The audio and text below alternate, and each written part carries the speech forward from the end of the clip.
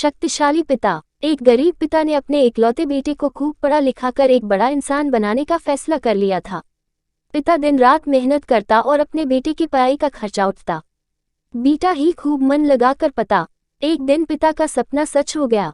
बेटा पढ़ लिख कर बहुत बड़ा आदमी बन गया और उसने अपना खुद का व्यवसाय शुरू कर लिया और उसमें बहुत सफल हो गया।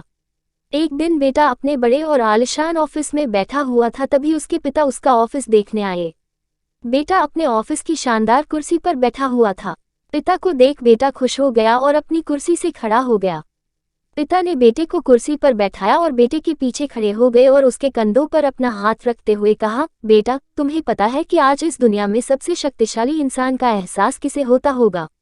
पिता आगे कुछ और बोल पाते तभी बेटे ने कहा, पिताजी, मैं हूँ सबसे शक्तिशाली इंसान। पिता ने सोचा था कि बेटा उन्हें ही सबसे शक्तिशाली कहेगा, लेकिन बेटे के इस जवाब से उन्हें बहुत निराशा हुई। ठीक कहा बेटा। इतना कहते ही पिता बेटे के ऑफिस से जाने ही लगे थे कि एक बार और पीछे मुड़कर वही सवाल बेटे से किया, बेटा, तुम्हें अभी भी लगता है कि तुम सबसे शक्तिशाली हो? बेटे ने कहा, नहीं पिताजी, इस दुनिया में अगर कोई सबसे शक्तिशाली है तो वो आप हैं। लेकिन अभी तो तुमने कहा था कि तुम ही सबसे शक्तिशाली हो। पिता ने फिर पूछा।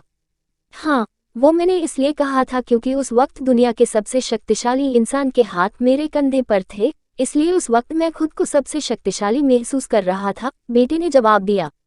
सुन पिता की आंखों में आंसू आ गए और उन्होंने अपने बेटे को गले से लगा लिया।